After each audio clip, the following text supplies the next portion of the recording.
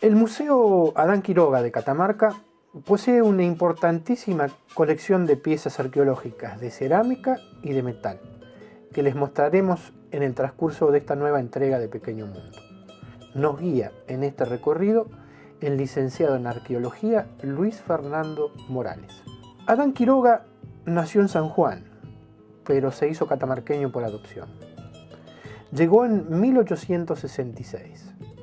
Magistrado, jurista y político, fue además poeta, arqueólogo y folclorólogo. Hacia fines del siglo XIX comienza a recoger datos arqueológicos y folclóricos que contribuyen al mejor conocimiento de las culturas existentes en el noroeste antes de la llegada de los españoles.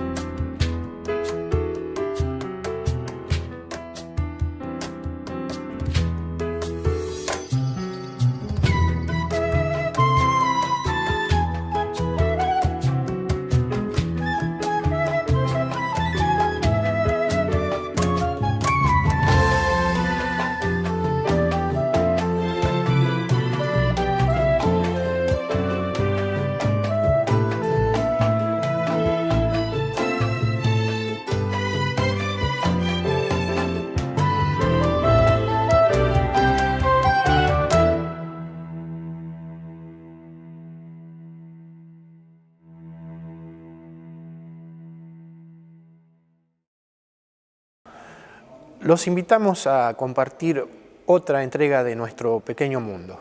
Hoy situados en el Museo Adán Quiroga de la capital de Catamarca y estamos junto al licenciado Luis Fernando Morales.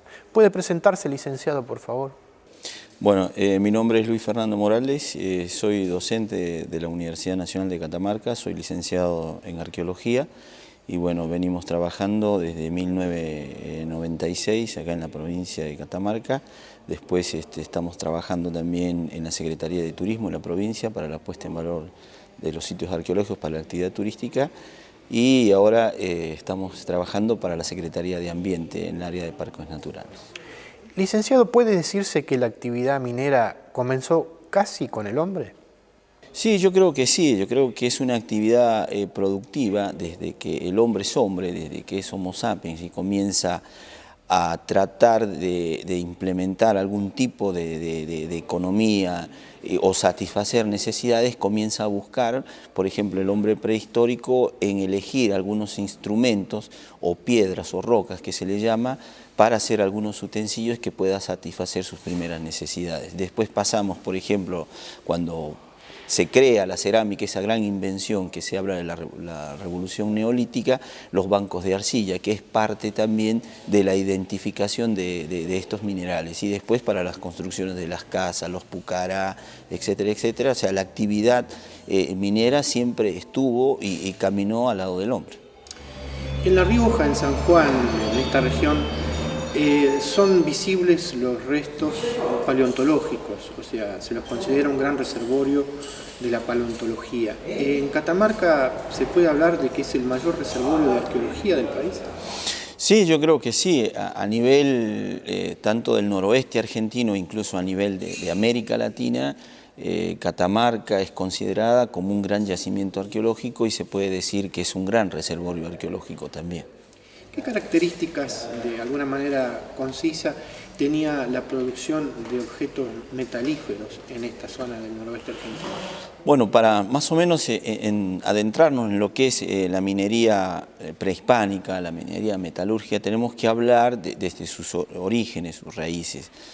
Se tiene muy en cuenta que los primeros hallazgos, las primeras evidencias sobre la arqueología que haya sobre el trabajo en la metalurgia, hablamos de los Andes septentrionales, me refiero a lo que es Ecuador y Colombia. ¿En qué época? Estamos hablando de una antigüedad aproximadamente de 2300 años antes de Cristo, o sea, casi 5000 años viniendo para acá.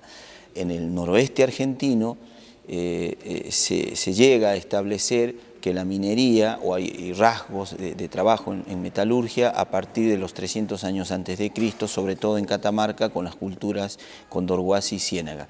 De ahí para adelante se conoce el desarrollo tecnológico que ha tenido esta actividad productiva y esta actividad económica muy asociada a la actividad simbólica y ritual de los pueblos originarios. Los conquistadores venían sobre todo en búsqueda del oro como metal valioso. Para los prehispanos significaba otra cosa, tenía un valor más utilitario y ornamental, ¿verdad? Sí, creo que los metales siempre han despertado algún tipo de necesidad de obtenerlos y de manejarlos en todas las culturas, tanto pretéritas como en la actualidad. Por ejemplo, los primeros vestigios del manejo del oro y la plata están en América Latina, vuelvo a repetir, sobre todo lo que es la plata y el oro, porque son minerales mucho más maneables, más fáciles de manejar, por decir. O sea, y siempre han estado asociados a la actividad, sí, ritual y simbólica de las organizaciones que persistieron acá en el noroeste argentino. Había una dialéctica, puede decirse, entre los procedimientos técnicos y los aspectos expresivos de los productos, ¿verdad? Sí. O sea, si uno quiere hablar de metalurgia prehispánica, tiene que hablar, por ejemplo, desde la obtención del mineral, que es la propia minería, después la metalificación de eso, que viene a ser hacer las aleaciones, sacar el metal de las menas y después la orfebrería.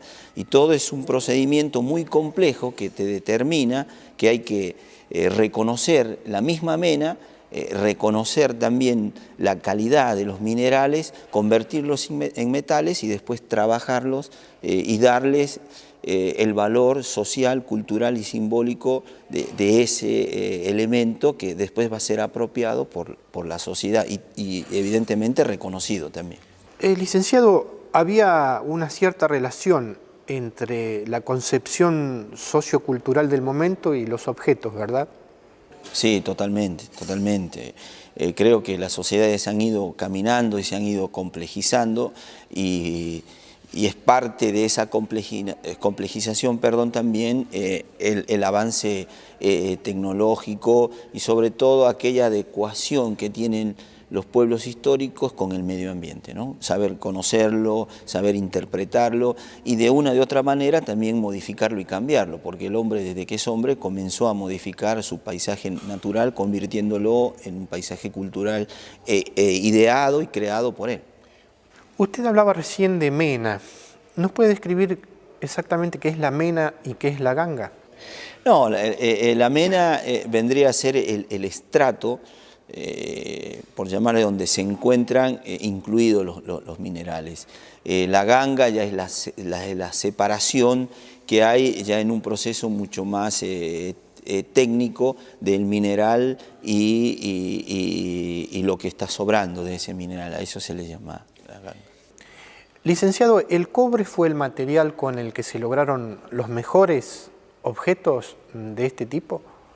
Sí, en el noroeste argentino y sobre todo en Catamarca, en las zonas serranas del oeste, acá en Ambato, se tiene los primeros registros del trabajo en el cobre arsénico, el bronce arsenical y el bronce estañífero. En la Rinconada, en la zona de Ambato, en el sitio que se llama Condorhuasi también se encuentran evidencias de este bronce, que en sí es la aleación del cobre con el arsénico y el cobre con el estaño, que da este tipo de aleación, que fíjese usted que este tipo de aleación se conoce mucho más antes acá en el noroeste argentino y sobre todo en Catamarca, antes que en los Andes centrales. Los Andes centrales es la zona de Perú, supuestamente el sector neurálgico, el sector importante o simbólico que representa la arqueología en América Latina. Se dice inclusive que los incas, luego de la conquista en esta zona,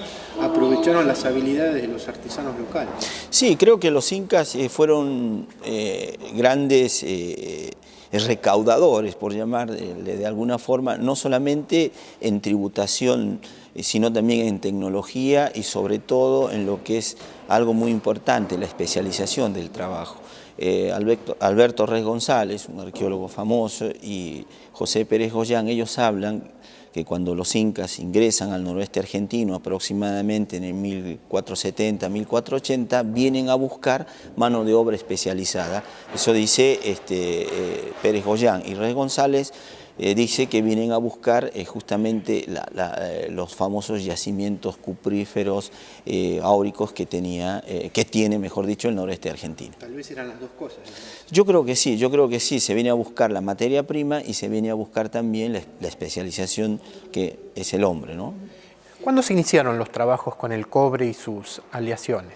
Se tiene registrado acá entre el 400 después de Cristo, o sea, en su gran auge, y está muy asociado a lo que es la cultura Wada. La cultura Wada, una cultura muy representativa, muy simbólica de la zona del noroeste argentino y de Catamarca, donde la complejización social, cultural e ideológica se ve claramente en la materialidad que hoy nosotros los arqueólogos podemos reconocer. Pero el trabajo en sí del bronce y sus diferentes maniabilidades, por ejemplo, con el remache, el trabajo que se hace, por ejemplo, convertir una pieza de cobre, darle la simulación de lo que es oro a través de la técnica del dorado, trabajos de soldadura. Entonces hay toda una especialización, toda una actividad muy técnica, muy avanzada, que hace que sea uno de los centros principales de la metalurgia prehispánica, de la metalurgia andina, Catamarca. La lógica indica que el lugar donde se establecían estos procesos de minería y metalurgia y fundición estaban cercanos a los yacimientos. ¿Esto se daba así aquí en la provincia de Catamarca? Sí. Por ejemplo, no es casualidad, por ejemplo, que los grandes emprendimientos mineros, tanto como Minera Lumbrera y Agua Rica, estén posicionados en las zonas donde hoy los estudios arqueológicos han demostrado que generalmente las vetas o el metal procedía de esa zona. Estamos hablando de la zona de Capillitas y la zona del Atajo. Creo que hay un reconocimiento por parte de la gente o de la sociedad en ese momento sobre los yacimientos mineros. Sus colegas hablan de dos periodos al menos en el estudio de esta producción, un periodo anterior y un periodo tardío. En ese llamado periodo tardío hubo un incremento notable de la producción y de los logros, ¿verdad? Sí, porque hay otras exigencias. En el caso que plantea, y eso lo habla muchísimo Luis González, que es un especialista en arqueometalurgia, él sí verdaderamente es un especialista que trabajó mucho, sobre todo en la zona de Santa María, lugar que se llama Rincón Chico 15, que el conocimiento del desarrollo de la metalurgia en el noroeste argentino se conocía y era de una gran factibilidad y de un gran manejo y de un gran trabajo. Cuando llegan los incas en 1470, 1480, aunque ahora la arqueología está bajando temporalmente esa intromisión de los incas al noroeste argentino, habla de una diferente escala, porque las exigencias son otras. Estamos hablando ahora de un Estado imperial, de una connotación mucho más grande y más compleja. Entonces, las exigencias son otras, el trabajo es otro, pero la especialización y la complejización del trabajo sigue manteniendo esa tradición que se conoce en el noroeste argentino y que es fundada, por llamarle de alguna forma, con la cultura Wada, que después sigue con la cultura santamariana, la cultura Belén. Por ahí vamos a ver grandes discos, vamos a ver brazaletes, diademas, narigueras, pendientes, muy bien trabajados, muy bien elaborados, ¿no? ¿Puede decirse que los mejores logros de los objetos metalíferos se dieron con la producción de placas, hachas y campanas? Sí, según los especialistas, sí, porque hay una conjunción de técnicas y manejo. Hay una técnica, por ejemplo, que se aduce a lo que es la cera perdida. Es una técnica muy fina, muy de alto nivel tecnológico que se desarrollaba en el noroeste argentino, y seguramente que de ahí viene el proceso de fundición de las famosas placas que representan a lo que es Aguada y la cultura santamariana. ¿Es cierto que, por ejemplo, las campanas representaban en algún momento cabezas invertidas? Algo así como la representación de la cabeza de alguien sacrificado. Sí, la cabeza trofeo dentro de la mitología y dentro del panteón andino es importante. O sea, la cabeza estamos hablando, que está muy relacionada a lo que es la fertilidad, la pertenencia, la reproducción. Y de una o de otra forma esas representaciones se han ido complejizando o se han ido simbolizando mayormente. O sea, ya no se utiliza una cabeza, pero en representación de la cabeza es muy posible que estas campanas hayan figurado de esa forma. Es más, por ahí Rey González habla que estas campanas eran parte de la complejidad de un proceso de procesión, y que se iba tocando y se iba caminando y acompañando para llegar a un lugar sagrado, ritual o simbólico, ¿no? De hecho, se han encontrado campanas con rasgos de haber sido golpeadas repetidamente. Sí, se han encontrado, es más, se han hecho pruebas acústicas sobre eso y realmente suenan, retumban y suenan muy lindo. Yendo a la representación simbólica, licenciado, ¿cuáles eran las figuras